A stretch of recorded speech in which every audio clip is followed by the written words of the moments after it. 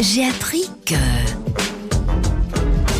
Avec Fabrice Debacker. Bonjour Fabrice. Bonjour Jean-Marc. Vous allez revenir sur une découverte récente du fameux dé pipé. Oui, c'est une double découverte récente parce qu'il a été découvert en 2000 et redécouvert en 2022. Ouais. Donc quand on Il a fallu du temps, hein. On est parfois lent à la détente chez nous. un peu comme les Namurois. Hein. Oui. Mais quand ils sont dedans, ils sont pour longtemps. C'est comme les archéologues. Hein. Dès qu'ils commencent quelque chose, ça dure. En fait, ce qui est intéressant, c'est qu'on a C'est une drôle de vision, moi, ce matin. Avec un Namurois perdu dans les Ardennes, ça donne ça. Oui. Donc, on a beaucoup parlé de... On dit l'Ardenne, hein. Les Ardennes, c'est en France. Enfin bon, c'est pas grave, on va pas revenir là-dessus. Mais vous verrez dans une prochaine chronique que ce sont les Ardennes, le vin. Oui, enfin.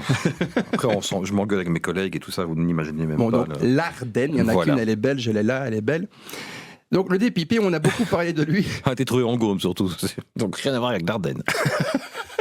Tout ça pour ça. On va pas y arriver. Allez, dépêchez-vous, parce qu'on n'a pas le temps. Donc on a beaucoup parlé de ce dé pour son importance pour les jeux de société. Oui. Personne ne se pose de questions sur les compétences du gars qui l'a fait. Mhm. Il faut se rendre compte que le monsieur s'est amusé à creuser un dé en passant par un seul petit trou d'un des chiffres, Ouais. qu'il est allé chercher du cinabre au fin fond d'une mine qu'il a fait chauffer pour en obtenir du mercure qui est un liquide, qui est un métal liquide, hein, comme Terminator 2, qu'il l'a mis dans son dé et qu'il est arrivé à l'utiliser pour gagner de l'argent.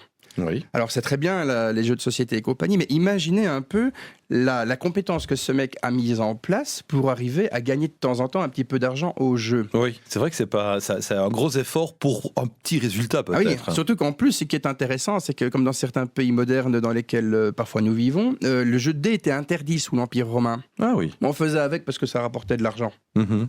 Il y a d'autres produits dans d'autres pays qui rapportent de l'argent et avec lesquels on fait aussi. Oui. Mais ce qui est intéressant, c'est que cette pratique du dé, on a toujours tendance à penser que c'est assez récent, ça remonte à la préhistoire en fait, où les gars jouaient avec des os de chevilles d'animaux, Mhm.